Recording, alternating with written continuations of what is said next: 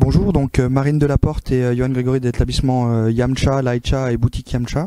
Notre épreuve est une épreuve de dégustation mixte, puisqu'il y a une dégustation d'un plat, qui est celui-ci. C'est un curry de légumes avec un œuf de caille poché. Donc dans les légumes, on a de la blette, de l'artichaut, de la pomme de terre, patate douce même plus exactement, et une légère infusion de coriandre.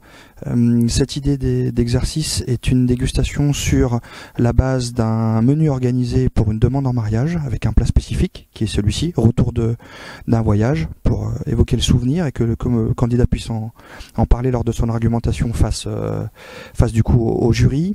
L'idée c'est d'avoir 3 boissons. On a 2 boissons non alcoolisées et une boisson alcoolisée, donc 2 thés, un thé vert et un thé noir puer, et la boisson alcoolisée qui est une boisson à base de riz qui se nomme le Shaoxing, qu'on nomme vin de Shaoxing, région chinoise, mais qui est vraiment une base de riz.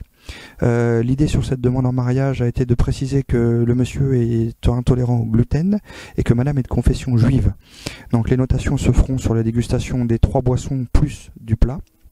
Des points également accordés sur la manière de décrire ces plats et ces accords, et aussi sur le fait qu'il y a des petites particularités alimentaires pour chacun. Monsieur, pas de gluten, madame, juive, et on attend un accord sans alcool, mais une proposition aussi, pourquoi pas, pour un double accord, en disant voilà, monsieur a un accord spécifique, madame a un accord spécifique, et la manière ensuite d'aborder des petits points de détail supplémentaires qui ne sont pas forcément des points de sommelier, mais des points généralistes de restaurateur, c'est-à-dire est-ce qu'il y a une demande spécifique de la manière de remettre la bague, est-ce que monsieur a des attentions particulières sur la table, afin de démontrer que le sommelier est aussi un personnel de salle intégrante, et pas uniquement sur les boissons.